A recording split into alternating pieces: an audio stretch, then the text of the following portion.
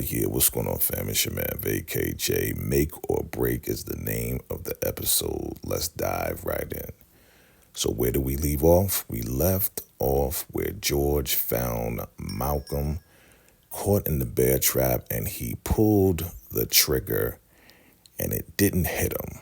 And he said, the next one is going to go right into you. What are you doing out here? And he's like, no, stop.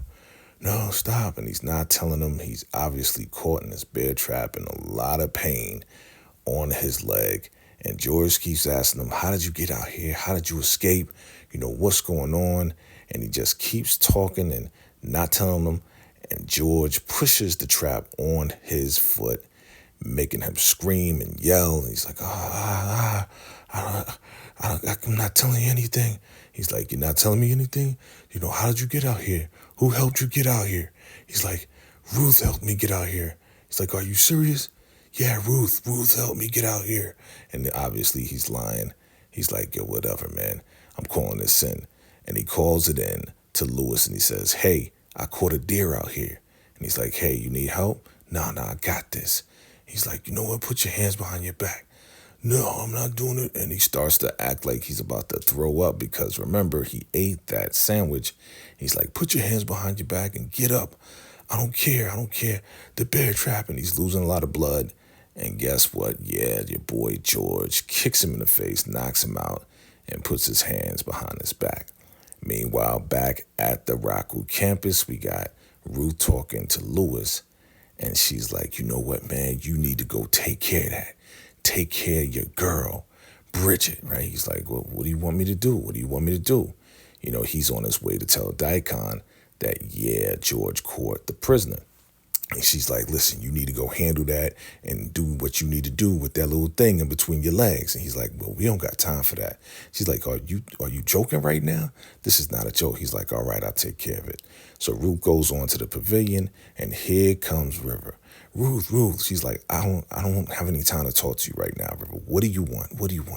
Well, I messed up Dion's laptop, so, he won't find out about that account that Joan is on. Now, again, she's like, all right, that's fine. He's like, yeah, we're good. And she's like, no, we're never good. So here comes Scumbag Manny. He's like, hey, the highest wants you right now. She's like, okay. And she's looking at him like, yo, just, all right, fine, but just be ready. Just be ready for everything that's about to go down, right? So here we are. We're at the abandoned car where they go get busy, right? And here we are. We got Lewis and we got Bridget. He gets in the car and he's like, are you crazy? What will make you do something like that? And she's like, well, what will make you be with that girl? That girl. And he's like, I was trying to get information from her. So she was like, oh, you want to mess with her to get information?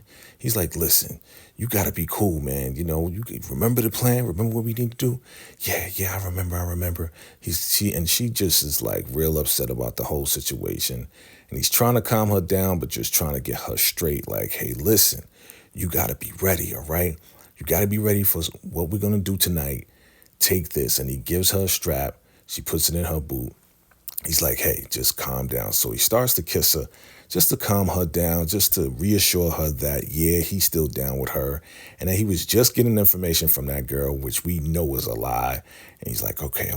Before we start getting busy, listen, it's clear. Just go, and we're going to get ready for tonight. Remember the plan. Stay cool, and we're going to get out of here, all right? We're going to get out of here. So she leaves out of the abandoned car, and yeah, your boy Lewis is lying to her just to calm her down because that's what Ruth told her to do. And yeah, we're going to make sure that everything is cool because it's about to go down.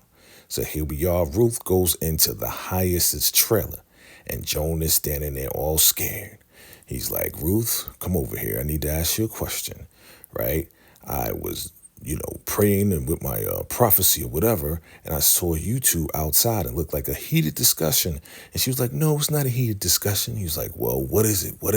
And she's like, and Joan is like, And she's like, I'm sorry, Joan. And she's like, no, I'm sorry. And he's like, hey, hello, I'm over here. I'm asking you, Ruth.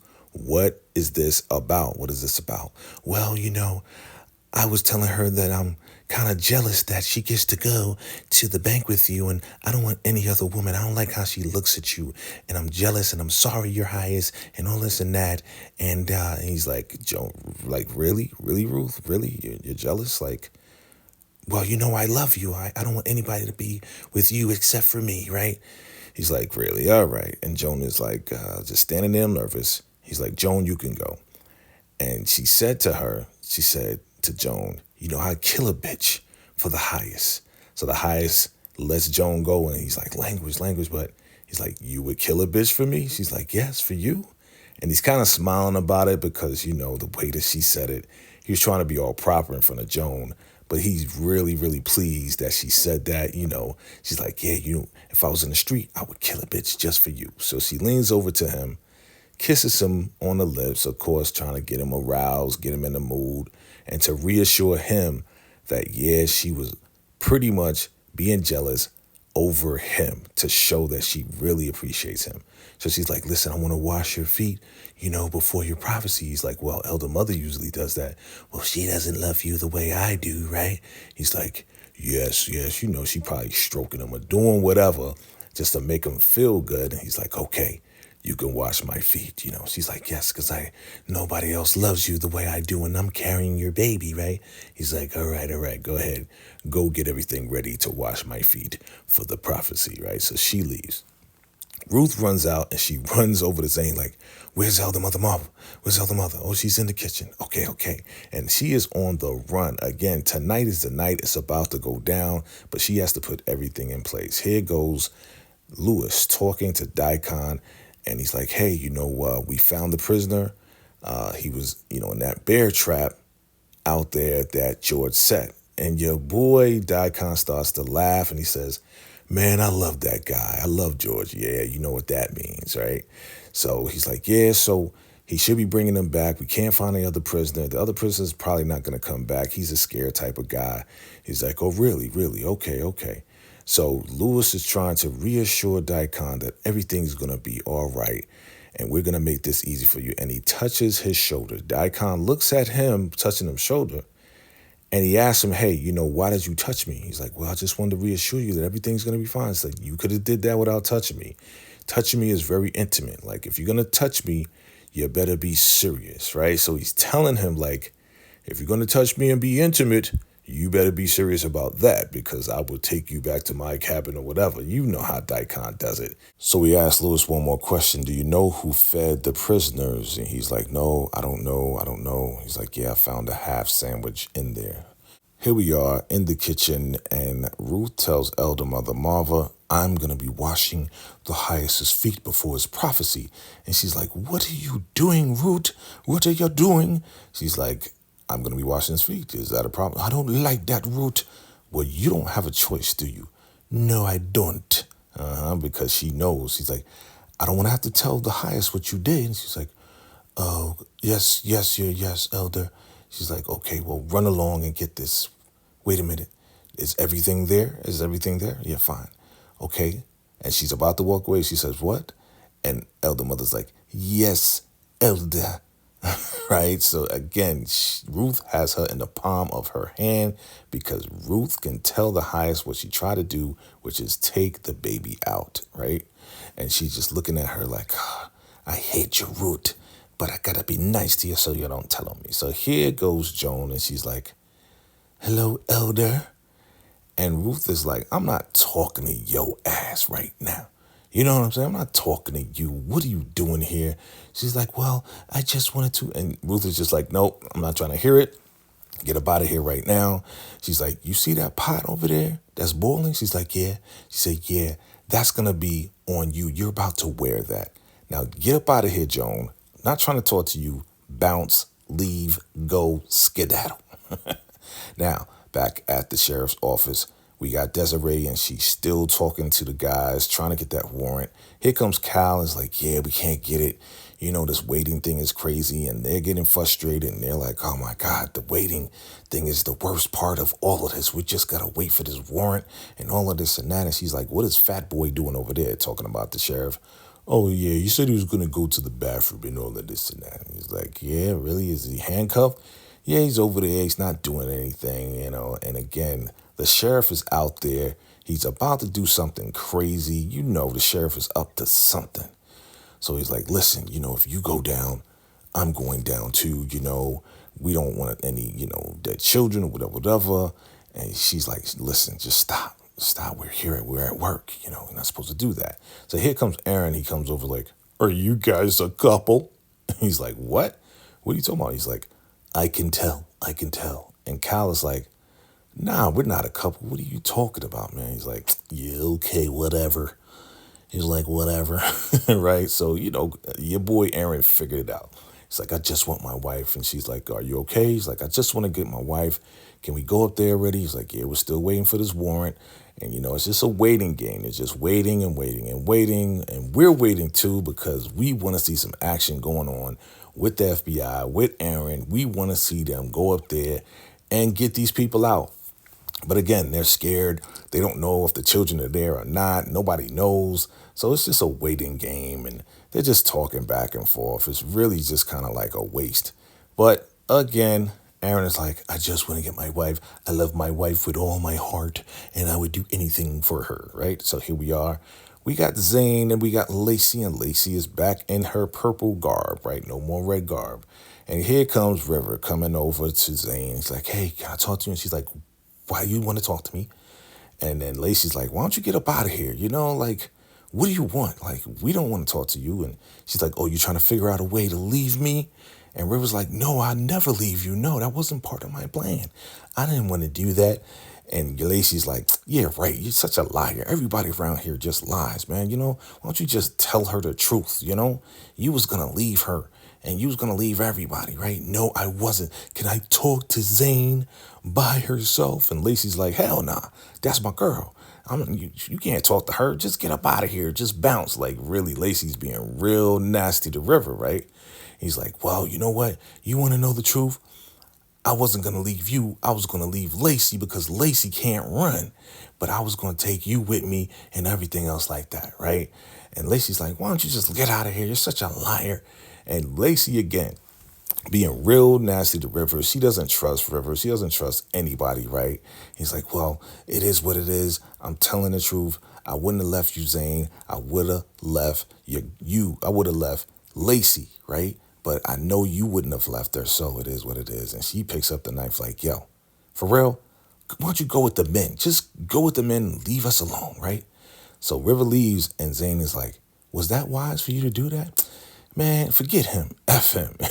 Lacey, she's such a G. She's the gangster of the Raku. And she's like, man, forget him. He don't got no daggone plan, So Zane is like, well, he did say two things that's true, that you can't run.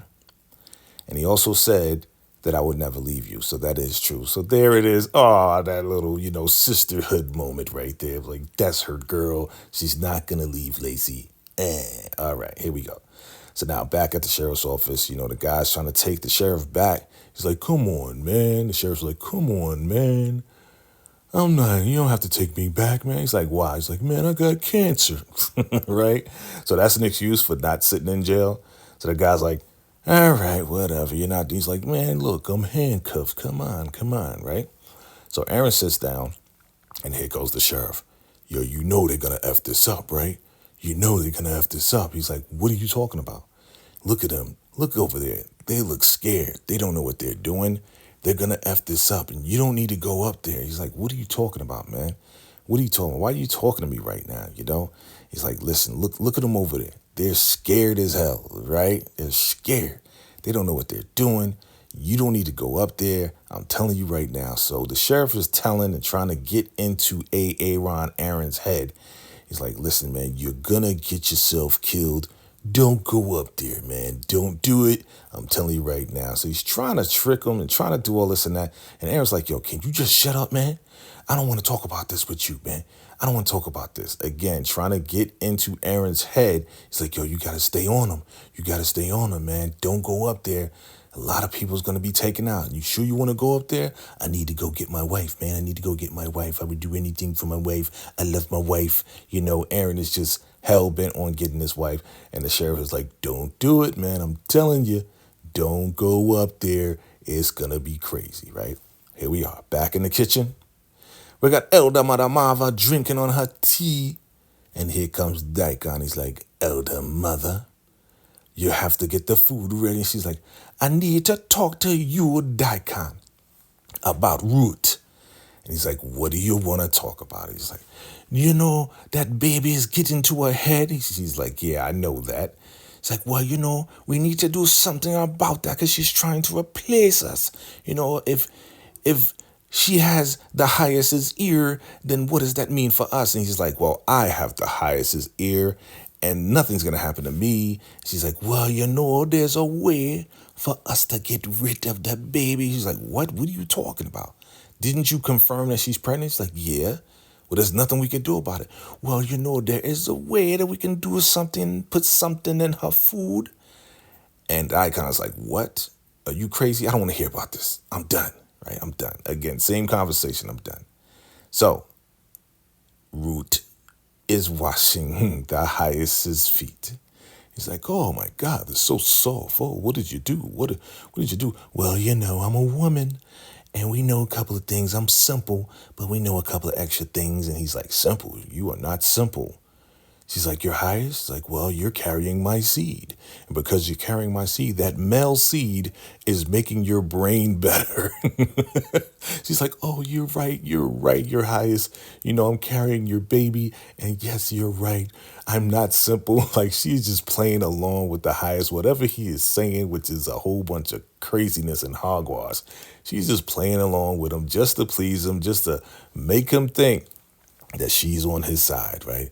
She's like, well, you know, can I do something else for you? And he's like, well, you know, and maybe after the prophecy, if you know, the Raku says so, right? Get my Raku sandals, right? He got Raku sandals. So they're getting ready for this prophecy, right? It's the night. Tonight is the night. Everybody's gathered in the pavilion. They're ready. They're excited. You know, your boy River's there, and he's looking, and Elder Mother Marva and Laura and also Joan, they're sitting right in front. They are excited, but here we go. We got Lewis. We got George. And here comes Manny. He's like, yo, you ready? Tonight's the night. This is it. Are you ready? Yeah, I'm ready, man. Everything's in place. Here comes Manny. Yeah.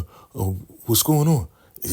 You ready, right? You know what's going on. Well, what's happening? He's like, you know what's happening. We told you the plan. Well, I'm just asking because, you know, I want to know everything. Like, stop asking questions, man. You trust us or what, man? And he doesn't say anything. He's like, whatever. So Dion's like, hey, you. And he calls Scumbag Manny. Go over there by the highest's trailer and stay right there, right? So Manny is called by Dion to go over to the trailer and guard the trailer. You know why? Because the money's in there and there's no safe. You know, the safe is no money. Whatever the case is, they couldn't lock it up. So Dion is like, okay, come on. And then here comes Lewis and George. And they're walking over, and Lewis goes over to Dion. Is like, man, yeah, we are ready. We are ready for this. This is going to be a great prophecy, right? He's trying to reassure Dion that everything's going to be fine. Don't worry about it and all of this and that, right? He's trying to be on Dion's good side so he won't be suspicious.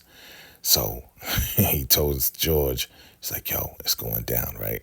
So George does some little curtsy bow towards Dion. And Dion's like, what is that? Oh, I just wanted to bow to you, man. He's like, yo, that bowing's for the highest. He's like, well, I want to make sure that, you know, for you, you're second to the highest. So I want to bow to you too, right? Again, kissing Dion's ass. And Dion is like, you know what? I've been thinking about you. Why don't you come back to my trailer so I can show you how happy I am with you, right? And look at George's face. He's like, what? What'd you say, motherfucker? But then he's like, oh, I'm so happy. Yeah, I can't wait. He's just playing along with it, right? And then he walks away, right? Walks over to Lewis.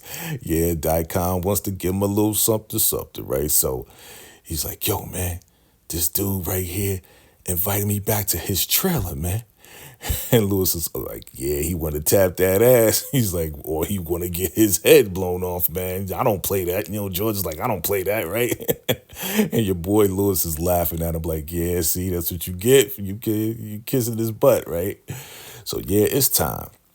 It's time. It's finally time. They bring in the highest. And they're like, ah, yes, ah, yes, ah, yes. And they're all clapping. Everybody's excited and screaming and yeah, oh, the highest is coming in. His feet can't touch the ground. That's why they're carrying him in, right? Once his feet is washed, he cannot have his feet touch the ground, right? Can't touch the ground, the holy ground of the Raku and all of this and that. It was his Raku sandals, right? So everybody's cheering, yay, highest. Everybody is screaming and yelling. It's time for prophecy. It's prophecy time, family.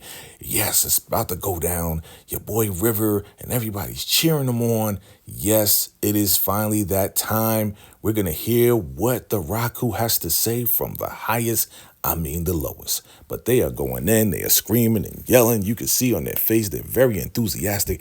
They can't wait to hear what's going down with the Raku and this prophecy. So he puts his hand up. He's like, all right, my children, you may have a seat. You may have a seat. So everybody sits down and he's talking to the people and he's telling them, I have a prophecy. And the prophecy is that we are moving on up. We're moving on up like the Jeffersons, right? So everybody's like, yay, yay. They're all cheering and everything, all happy. Yay, we're moving on up, all right. And then the highest, he goes into all the details as to what's about to happen, right? So he's excited, they're clapping, and they're looking on, admiring the highest and seeing what he has to say. And what he says is, we're going to a higher place. We're going to a new place. No more living in hell and living on this campus. And they're like, yeah. And he's like, we're finally going to have some running water. And they're like, yeah, right. Yeah. And they're screaming and yelling like, yes, highest. Yes. No longer will we have to suffer on this campus. Running water. And we will also have air conditioning. And they're like, yeah, air conditioning. He is so adamant about this. He is just like so excited about this. Again, we're talking about the new Raku hotel that he plans on buying, but they are excited for air conditioning and running water. Finally, we're not going to live like we're slaves on the slave camp, right? And he's like, yes, we're going to have a whole lot of things, and we're moving on up to new quarters. The new Raku campus is going to be incredible. And they're like, yay, yay to the highest, right? He's like, yes, so get ready. We're going to do this, and it's going to be amazing. So Ruth runs to the highest's trailer. Man, he's like, where you going? You're supposed to be over there. Well, I'm going to wash his feet, after the whole prophecy. So move out of the way, right? So she goes into his trailer, right? Lewis looks over his shoulder and sees that she goes in. River's looking over because he knows what's going on as well, but everybody's still listening to the highest. So she goes and sneaks into the trailer, right? Looking over her shoulder, making sure everything is good. As the prophecy is being said by the highest, she walks in to the trailer, slowly closes the door. And then she runs over to the daybed, right? Runs over with that little bag, right? Because she's supposed to put some money in that little bag for Lewis and George, right? But what she does is she takes all the money out, right? So she goes, she opens it up, she puts a sheet on the floor, and she takes all the money out. She puts all the money in that sheet, right? She's taking it out. Man, it's got to be a lot of money. She's digging and digging and digging, and it's crazy. It's a lot of money in there, and she's just digging and putting it into this sheet, bending over the whole nine. He's still talking outside. Nobody knows she's in there except for Manny. Scumbag Manny knows she's in there, but she's taking all the money out. Look at all that money, right? There's got to be at least $1 million right there, and she's putting it all into this bag. So she's trying to be careful, trying to be quick. She got to be quick, right? Can't let anybody know that she's in there, but she's putting it all in this bag. Oh, yeah, Ruth knows what she's doing. So she's throwing it in there. She picks the bag up, and she picks it all up with all of this money, right? A lot of money. It's a lot. It's a lot for her to even handle.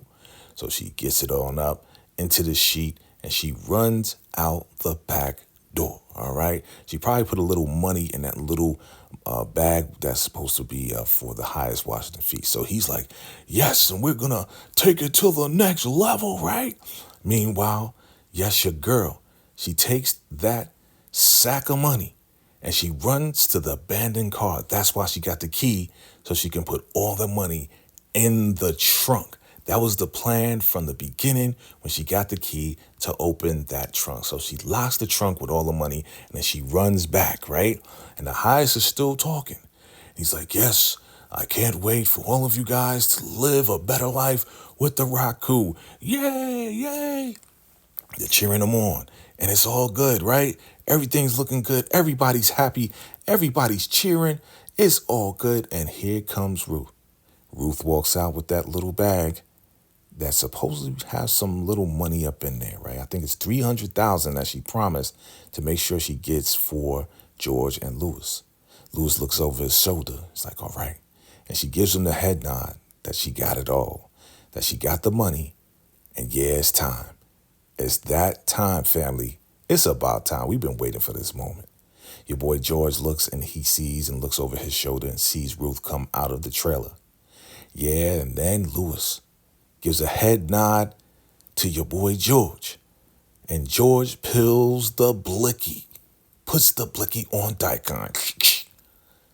Dion's looking, and then Lewis puts the blicky on the highest. Yeah, and he's like, what are you doing? You can't do this. What are you doing? He's like, oh yeah, I'm doing it. I'm definitely doing it. We're tired of you, highest. We're tired of all of this. And look at Joan and look at Elder Mother, and they're like, oh my God, right? They're so surprised. They don't know what's going on.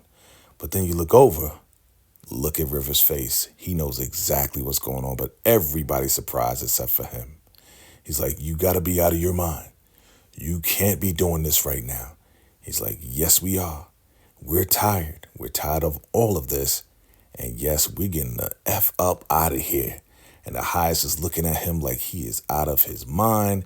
And absolutely the people, the guards, right? They have their straps on Lewis and George. So Lewis says, put the straps down or I'm going to blow this mother freaking guy's head off. And he's talking about the highest. He's like, we are out of here right now. What's going to happen next? We shall see in the next episode of Tyler Perry's Ruthless.